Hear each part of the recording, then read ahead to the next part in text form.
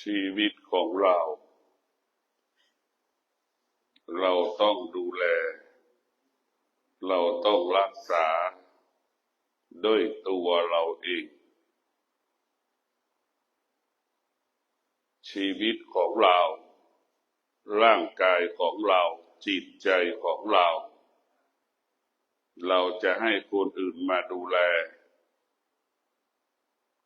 ไม่สามารถทำได้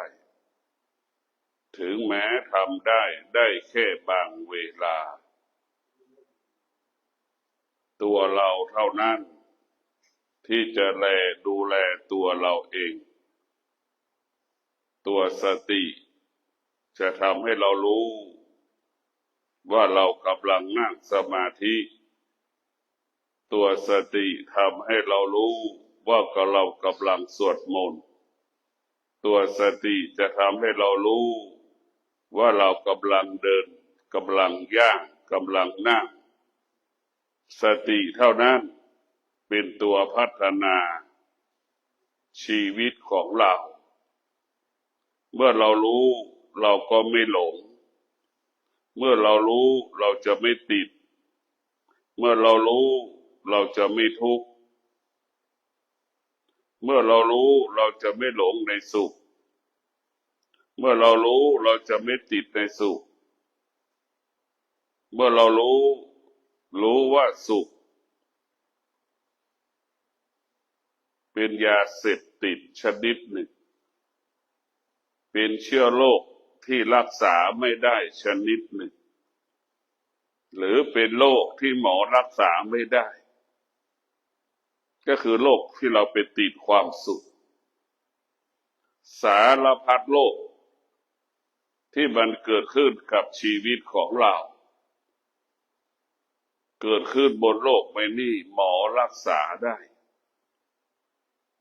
แต่โรคความสุขที่คนหลงไหลติดกันทั่วโลกไม่มีหมอคนไหนจะรักษาได้แม้กระทั่งหมอก็ติดในความสุขพระภิกษุสงฆ์สามเณรก็ติดในความสุขความสุขเปรียบเสมือนกาวคนทั้งโลกเปรียบเสมือนหนูติดกาวมันออกไม่ได้ตายเกิดตายเกิดตายเกิดเป็นล้านปีเกิดตายเกิดนับล้านคนถึงปัจจุบันความสุขกลายเป็นกาวดักหนูคนทั้งโลกเหมือนหนูติดกาวนี่แหละจึงทำให้ชีวิตของเรานั้นตกอยู่ใต้อำนาจความทุกข์ตลอดเวลาความทุกข์ที่แท้จริงก็คือความสุขตัวความทุกข์ที่แท้จริงก็คือตัวความสุขไม่ใช่ตัวความทุกข์ไอ้ความสุขนี่แหละทำให้เราเป็นบ่อเกิดแห่งความทุกข์ทั้งสิ้นถ้าเราไม่มีความสุขเราจะไม่มีความทุกข์เมื่อไม่มีสุขมันจะไม่มีทุกข์เพราะมันมีสุขนี่แหละจึงทำให้เราเกิดความทุกข์ทั้งสิ้นที่เราทุกข์ก็เพราะเรามีอวิชชาที่เราสุขก็เพราะมีอวิชชาครอบงำจิตใจเราสุขเกิดขึ้นเราก็แก้ไม่ได้ทุกข์เกิดขึ้นเราก็แก้ไม่ได้สุขเกิดก็รักษาไม่ได้ทุกข์เกิดก็แก้ไม่ได้นี่คือปัญหาของมนุษย์ทั้งโลกอยู่ภายใต้อำนาจความสุขความทุกข์สุขกับทุกข์ก็เปรียบเสมือนกาวอีกเหมือนกาวติดหนูเหมือนหนูติดกาวเหมือนแมลงฝัดแมลงสาบติดกาวแมลงวันติดกาวแมลงเล็กๆตัวน้อยตัวใหญ่ติดกาวเพราะฉะนั้นพวกเราทั้งหลายการมาศึกษาเรียนรู้ให้เรารู้สึกตัวตลอดเวลาเรามาเรียนรู้สิ่งที่มันเกิดขึ้นในกายเรามาเรียนรู้สิ่งที่เกิดขึ้นในจิตของเรา นี่ทำไมเราถึงโมโหเนี่ยทำไมเราถึงหงุดหงิดเราต้องพิจารณาทำไมเราเกิดความไม่รู้สึกไม่พอใจอย่างเงี้ยเราต้องพิจารณาเราต้องพิจารณาตลอดเวลาว่าเราจะแก้ไขมันได้อย่างไรสุขก็ดีทุกข์ก็ดีความโลภความโกรธความหลงก็ดีมันเป็นธรรมชาตินั่นมันเป็นธรรมชาติมันมีอยู่ในร่างกายของเรามันอยู่ในใจของเรามันไม่ได้อยู่นอกกายแต่มันอยู่ในกายมันไม่ได้อยู่นอกใจมันอยู่ในใจเราทั้งหมดทั้งสิ้นเราจะต้องมาพิจารณาดูว่าร่างกายของเราจิตใจของเราเนี่ยอะไรทำให้มันเกิดอาการทำไมมันจึงรู้สึกเช่นนี้ทำไมถึงเป็นอย่างนี้เราต้องรู้สึกพิจารณาเพราะฉะนั้นธรรมะมันอยู่ที่กายของเราเรารู้สึกตัวตลอดเวลาเรามีสติสัมปชัญญะเราจะรู้สึกตัวการรู้สึกตัวก็คือเป็นผู้ตื่นต่อความดีเป็นผู้ตื่นออกจากความชั่วเห็นความดีเหนือความชั่วเห็นการนั่งสมาธิดีกว่าการให้ทานเห็นการให้ทานเนี่ย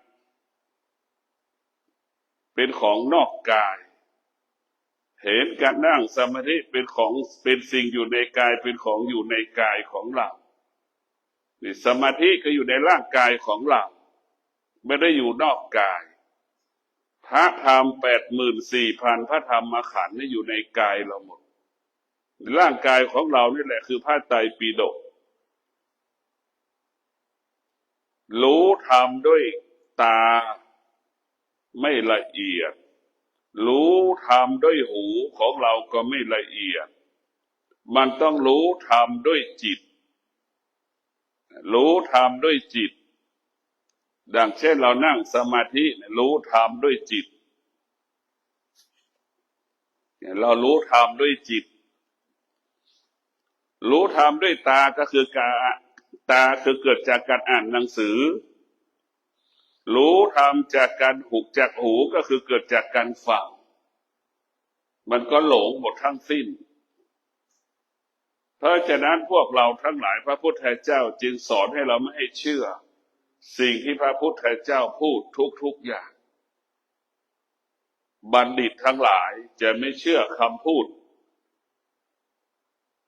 ของเรามนุษย์ทุกคนบัณฑิตทั้งหลายเขาจะเชื่อเมื่อเขาปฏิบัติดังคำว่ามะนาวมันเปรี้ยวไม่มีใครเชื่อ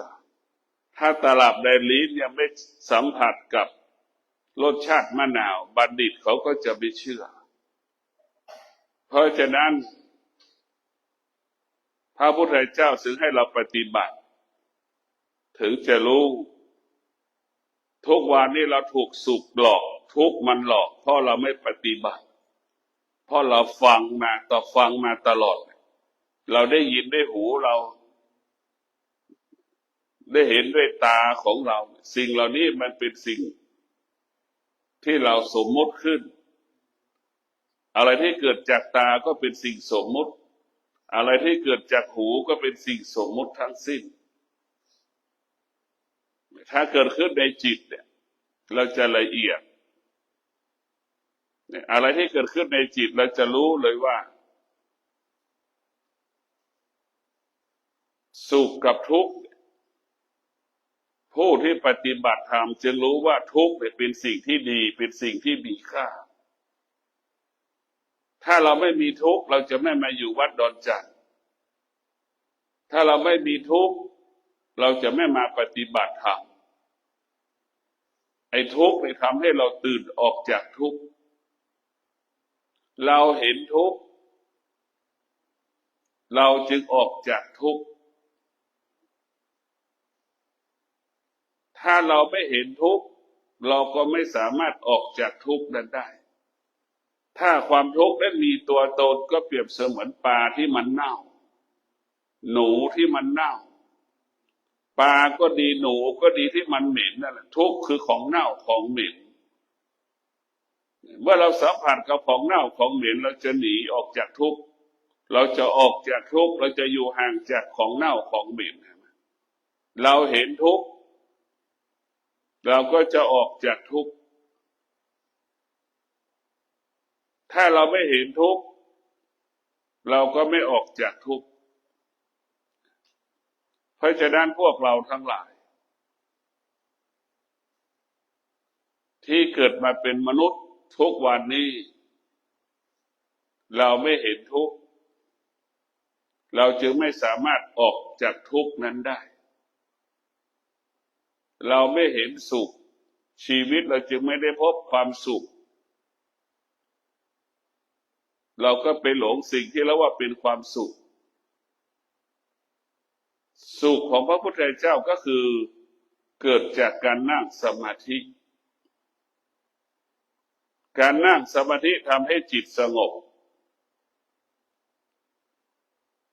การนั่งสมาธิทำให้จิตสงบเมื่อจิตสงบมันแปลเป็นภาษาไทยว่ามีความสุขถ้าความสุขเกิดจากสมาธิก็เกิดจากกายของเราเกิดจากจิตของเราถ้าความสุขที่มันเกิดจากคนทั้งโลกความสุขเป็นของนอกกายเช่นเราไปต้องอาศัยแม่ไปอาศัยพ่อไปอาศัยเพื่อนไปอาศัยสิ่งอื่นๆเนี่ยความสุขไปอาศัยสิ่งอื่นๆเอาสิ่งอื่นๆมาเป็นความสุขเรียกว่าเอาของนอกกายมาเป็นความสุขพวกเราทุกคนถ้าเราปฏิบัติธรรมเราก็จะเห็นธรรมว่าธรรมก็คือความสงบนี่แหละเป็นสิ่งที่มีคุณค่าสำหรับผู้ปฏิบัติธรรมผู้ปฏิบัติธรรมก็จึงรู้อีกว่าความสุขเป็นตัวขวางกั้นกีดขวางชีวิตของเราขวางกั้นชีวิตของเราเพื่อไม่ให้ชีวิตเรานั้นหลุดพ้นจากความทุกข์ทั้งปวงสุขก็ขวางกั้นทุกข์ก็ขวางกั้นร้อนก็อ้างว่ามันร้อนสุขก็อ้างว่ามันสุขไม่อยากออกจากห้องมีข้ออ้างตลอดกิเลสก็คือเป็นข้ออ้างข้อแก้ตัวทั้งสิ้นกิเลสเป็นข้ออ้างเป็นข้อแก้ตัวมันจึงอ้างว่าร้อนอ้างว่าหนาวอ้างว่ามืดอ้างว่ามันค่ำอ้างว่าหนักอ้างว่ามันไกลนี่แหละมันไม่ให้เราไปไหว้พระสวดมนต์มันจึงมีข้ออ้างขึ้นเพราะฉะนั้นพวกเราทุกคนต้องมีสติพิจารณา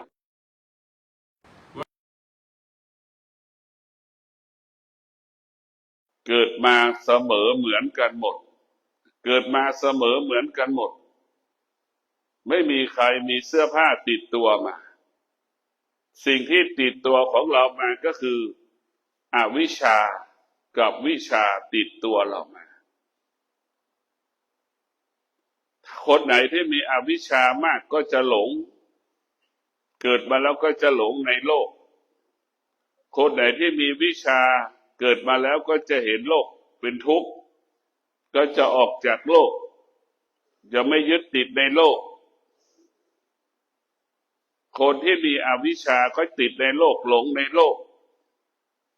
ไม่มีวันจบสิ้นจนแก่จนเฒ่าจนชราอวิชชาเนี่ยเป็นสิ่งที่น่ากลัวเราเกิดมาเพราะอวิชชาตัวไม่รู้ก็ถามทุกคนก็ไม่มีใครรู้ว่าเกิดมาทำไมอวิชชาคือตัวไม่รู้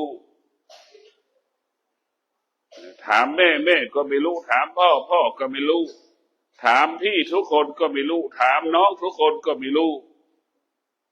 เพราะมาอวิชชาคือความไม่รู้อวิชชามันปกปิดบังความจริงเมื่อเราเกิดมาแล้ว เราได้มาพิจารณาชีวิตของเราเกิดมาแล้วเราได้รู้ความจริงที่มีอยู่บนโลกใบนี้ความจริงที่อยู่บนโลกมันก็มีสองสิ่งเท่านั้นความจริงที่เปลี่ยนแปลงความจริงที่ไม่เปลี่ยนแปลงอะไรก็แล้วแต่ที่เปลี่ยนแปลงเรียกว่าธรรมชาติทั้งสิ้นอะไรที่ไม่เปลี่ยนแปลงเรียกว่าธรรมะทั้งสิ้นสิ่งที่เปลี่ยนแปลงก็หมายถึงร่างกายของเราวันนั้นในอดีตเราเป็นทารกแรกเกิดหมดวันนี้เราได้เริ่มเป็นเด็กโตเริ่มเป็นหนุ่มเริ่มเป็นสาวเริ่มเป็นพ่อเริ่มเป็นแม่เป็นย่าเป็นยายเป็นปู่เป็นทวดนี่แหละคือการเปลี่ยนแปลงมันปรากฏระหว่างที่มันเปลี่ยนแปลงถ้าเรามีวิชาเราจะรู้สิ่งที่เราควรรู้ถ้าเรามีวิชาเราก็จะรู้ว่าเราจะปฏิบัติตนดำรงตนเช่นไรถ้าเรามีวิชาเราจะดำรงตนด้วยศีลทั้งห้าข้อทุกลมหายใจถ้าเรามีอวิชชาอยู่ในหัวใจเราก็ล่วงละเมิดศีลเป็นอาจินกินเที่ยวเล่นคนที่อบรมสั่งสอนไม่รู้เรื่องมีอวิชชาทั้งสิ้นสอนแล้วไม่จำบอกแล้วไม่จำบอกแล้วบอกอีกนะเรียกว่าเป็นอวิชชาทั้งสิ้นไม่รู้คนที่สอนได้รู้เรื่องคนนั้นมีอวิชชาอยู่ในหัวใจมีวิชาอยู่ในหัวใจคือรู้สึกตัวว่าเรากำลังนั่งสมาธิเราจะไม่ก้มหลังจะไม่ก้มคอจะไม่ก้มหัวเห็นไหมคนที่นั่งก้มหัวสับประงกแสดงว่าไม่รู้สึกตัวไอ้การที่เราไม่รู้สึกตัวจะทำให้เราหลงทางหลงผิดหลงทางหลงผิดถ้าเรารู้สึกตัวเราจะไม่หลงเช่นเรารู้ว่าไฟมันร้อนเราจะไม่จับเรารู้ว่าหนาวเราจะผ้ามาห่มอย่างนี้อันนี้แหละคือรู้สึกตัวเมื่อเรารู้สึกตัวเราจะเท่าทันสิ่งที่มันปรากฏที่ตาที่กายของเรามีความหนาวเย็นปรากฏเราก็รู้สึกตัวเราก็จะมีผ้าห่มมีเสื้อกันหนาวเรารู้สึกตัวเนี่ยเพราะฉะนั้นเรารู้สึกตัวเนี่ยเราจะอยู่กับปัจจุบันเราปวดขาเราก็รู้เราปวดเอวก็รู้เราเจ็บตะลำตัวปวดลำตัวเราก็รู้อย่างนี้อันนี้แหละคือเรารู้สึกตัวเมื่อเรารู้สึกตัวเราก็จะปกติเมื่อเรารู้สึกตัวแล้วเราจะทำอะไรก็แล้วแต่ปกติตลอดเวลาเรารู้สึกตัวเราจะดำรงตนด้วยศีลดำรงตนด้วยสมาธิดำรงตนด้วยปัญญาถ้าเราไม่รู้สึกตัวเนี่ยเราจะหลงทางเราจะหลงผิดใครมาตำหนิไม่ได้ใครสอนไม่ได้ไม่รู้สึกตัวว่าผิดหรือถูกคนที่รู้สึกตัวก็เหมือนคนปกติคนที่ไม่รู้สึกตัวก็เหมือนคนบ้าคนบ้ามันรู้ว่าร้อนไหมมันไม่รู้ว่าหนาวมันก็ไม่รู้อร่อยไม่อาหารมันก็ไม่ชอบมันก็ไม่รู้ไม่อร่อยมันก็ไม่รู้นั่นคือคนบ้าแต่พวกเราไม่ได้เป็นคนบ้าเมื่อเราไม่เป็นคนบ้าเราต้องเป็นคนรู้สึกตัวว่าเรากำลังนั่งสมาธิเราจะรู้แล้วว่าเรารู้สึกตัวเมื่อไหร่เราแสดงว่าเราเป็นคนปกติถ้าเราไม่รู้สึกตัวเราจะกลายเป็นคนบ้าคนบ้ามันไม่มีระเบียบมันไม่มีวินัยคนบ้าเป็นคนที่ตามใจตัวเองคนที่เป็นคนจะมีระเบียบจะมีวินัยตื่นก็ตรงต่อเวลานอนก็ตรงต่อเวลาตื่นก็ตรงต่อเวลากินก็ตรงต่อเวลานี่แหละพวกเราทั้งหลายคนที่ปกติ จะเคารพกฎเกณฑ์กติกาประเพณีวัฒนธรรมคนบ้ามันไม่มีประเพณีมันไม่มีวัฒนธรรมเหมือนคนบ้าไม่ใส่เสื้อเห็นไหมคนบ้าถอดกางเกงเห็นไหมนี่ก็มีอย่างที่เราเห็นอยู่ผมมันก็ไม่ตัดถ้วยช้อนมันกินข้าวก็ไม่มีเห็นไหมคนบ้าแต่มันไม่รู้สึกตัวเป็นเช่นนั้นแต่เราเป็นคนทำนะจะทำให้เรารู้สึกตัวตลอดจะกินข้าวทุกมื้อเรามีสติจะต้องล้างมือกินข้าวทุกมื้อเราจะมีสติจะต้องแต่งตัวให้เรียบร้อยเรามีสติพิจารณาว่าชีวิตของเราอยู่ภายใต้หลักธรรมคำสอนของพระพุทธเจ้าเราจะมีสติรู้ไอ้ตัวมีสติรู้นี่แหละเป็นหัวใจของพระกรรมฐานเป็นหัวใจพระสมถกรรมฐานวิปัสสนากรรมฐานให้จิตเรารู้ความจริงสุขมันก็ไม่เที่ยงทุกข์ก็มันก็ไม่เที่ยงนี่คือความจริงร่างกายของเราแปรปรวนเปลี่ยนแปลงตลอดเวลานี่แหละคือให้เรารู้ร่างกายของเราแปรปรวนเปลี่ยนแปลงให้เรารู้ว่าร่างกายของเราคงสภาพเดิมไม่ได้ควบคุมไม่ได้แปรปรวนเปลี่ยนแปลงตลอดเวลาเราปฏิบัติธรรมให้เรารู้สึกตัวเท่านั้นไม่ต้องมีเรื่องอื่นเมื่อเรารู้สึกตัวบาปก็ไม่เกิดทุกข์ก็ไม่เกิดชั่วก็ไม่เกิดเมื่อเรารู้สึกตัวมีแต่คำว่าความดีเรารู้สึกตัวมีแต่สิ่งที่ดีๆเกิดขึ้นกับชีวิตของเราเมื่อเรารู้สึกตัวเราจะบรรลุเป้าผลเราจะบรรลุเป้าหมายเนี่ยเรารู้สึกตัวเราจะบรรลุเป้าหมายเพราะฉะนั้นพวกพุทธหัวใจของการปฏิบัติธรรมให้เรารู้ทุกอย่างที่ร่างกายมันขับเคลื่อนรู้หัวใจของพระปฏิบัติธรรมรู้จะไม่ยึดติดในสิ่งที่เรารู้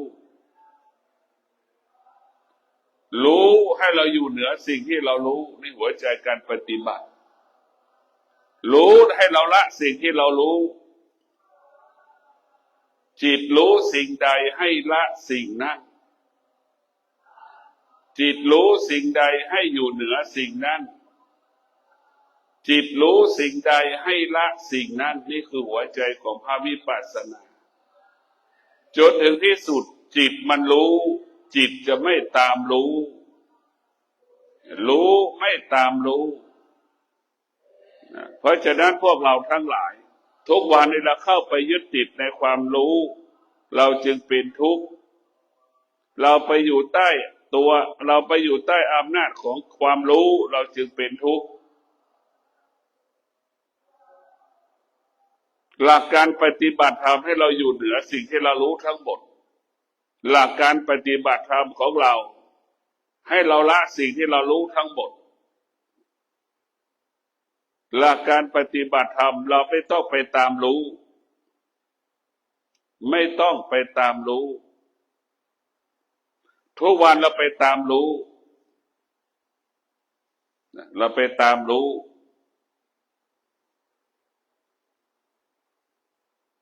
เมื่อเราไปตามรู้เราก็จะเป็นทุกข์นั่งจมูกเราสัมผัสกับกลิ่นที่มันเหม็นเนี่ยเราก็เข้าไปรู้ว่ามันเป็นนกมันเป็นทุกข์หรือมันเป็นหนูที่มันเน่ามันตายที่ไหนมีกลิ่นเหม็นเป็นทุกข์ทันทีถ้าเรารู้เฉยๆว่ามีกลิ่นเหม็นก็จบตาเราเห็นรูปเราก็เห็นรูปเฉยๆว่าเป็นหญิงเป็นชายเราไม่ต้องไปรู้ว่าเป็นคนก็เท่านั้นแหละรู้ว่ามันเป็นคนก็จบแต่ถ้าเข้าไปสงสัยเข้าไปรู้เลยว่าเป็นหญิงหรือเป็นชายหรือเป็นกระเทยหรือเป็นทอมอย่างเงี้ยเราก็จะเป็นทุกข์ทันทีรู้ไม่ตามรู้เป็นเช่นนี้หูได้ยินเสียงเขาพูดเราก็รู้ว่าเป็นเสียงคนก็พอแล้วมันจะเป็นเสียงหญิงเป็นเสียงชายเสียงกระเทยก็จะไม่ต้องไปรู้มัน รู้เฉยๆว่าได้ยินเสียงเท่านั้นรู้ไม่ตามรู้แค่นั้นแหละเราไม่ต้องไปสงสัยผู้รู้ไม่สงสัยในสิ่งที่รู้ผู้รู้อยู่เหนือสิ่งที่เรารู้ผู้รู้รู้และผู้รู้จะละสิ่งที่เรารู้ดังคำว่ารู้ความจริงละความจริงรู้ความจริงละความจริงจนถึงที่สุดที่เราละไม่ได้คือละลมหายใจเข้าออกไม่ได้ละลมหายใจเข้าออกไม่ได้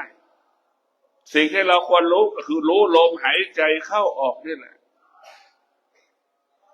รู้ลมหายใจเข้าออกว่าลมหายใจเข้าออกเป็นสิ่งที่ประเสริฐเป็นสิ่งที่มีค่าสำหรับผู้ที่ปฏิบัติธรรมประพฤติธรรมผู้ที่ปฏิบัติธรรมประพฤติธรรมนั้นย่อมมีสติรู้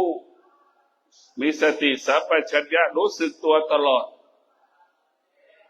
และผู้ที่ปฏิบัติธรรมมีสติอยู่ตลอดเวลารู้ไม่ตอบสนองสิ่งที่รู้คือผู้ปฏิบัติธรรมรู้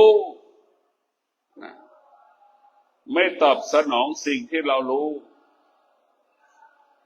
รู้อยู่เหนือสิ่งที่เรารู้ผู้ที่ปฏิบัติธรรมรู้แล้วก็ละสิ่งที่เรารู้ทั้งสิ้นเหลือที่สุดก็คือรู้แค่ลมหายใจเข้าที่ละไม่ได้รู้ลมหายใจออกที่เราละไม่ได้เพราะหายใจมันเป็นปกติของมันแต่เรารู้มันให้เรารู้มันให้เรารู้เท่านั้นการเกิดมาเป็นมนุษย์มันยากมันลำบากแต่เราเกิดมาแล้วเราต้องแสวงหาแก่นสาระของชีวิตแก่นของชีวิตก็คือความอดทนเมื่อเรามีความอดทนเราก็จะพบความจริงเห็นความจริงด้วยความอดทนดังพระพุทธเจ้าชาติหนึ่งบำเพ็ญเพียรขันติบารมีจนได้เป็นพระพุทธเจ้าก็เพราะความอดทนนี่แหละเราจะเข้าถึงความจริงเราจะค้นพบความจริงก็เพราะความอดทนนี่แหละเราจะเดินตามรอยพระพุทธเจ้าถ้าเราไม่มีความอดทนเราไม่สามารถเดินตามรอยพระพุทธเจ้าได้ถ้าเราขาดความอดทนเราไม่สามารถรู้เรื่องพระพุทธเจ้าได้ถ้าเราขาดความอดทนเราก็ไม่สามารถรู้เรื่องธรรมได้ทำให้เรารู้ว่าอดทนเท่านั้นทำให้เรารู้ว่าวิริยะภาคเพียรเท่านั้นวิริยะภาคเพียรเท่านั้นทำให้เรารู้หัวใจของการนั่งสมาธิก็คือให้เรารู้สึกตัวไม่ให้จิตออกนอกกายไม่ให้จิตออกนอกกายให้จิตอยู่ในกายนี่คือหลักการนั่งสมาธิให้จิตอยู่ในกายให้จิตอยู่กับกายตลอดเวลาเมื่อจิตอยู่กับกายเมื่อจิตอยู่ในกายจิตมันก็สงบกายก็สงบบ้านกายร่างกายของเราจึงเป็นบ้านของจิตแต่ร่างกายของเราเป็นบ้านของจิตจิตของเราเปรียบเสมือนคนที่อาศัยอยู่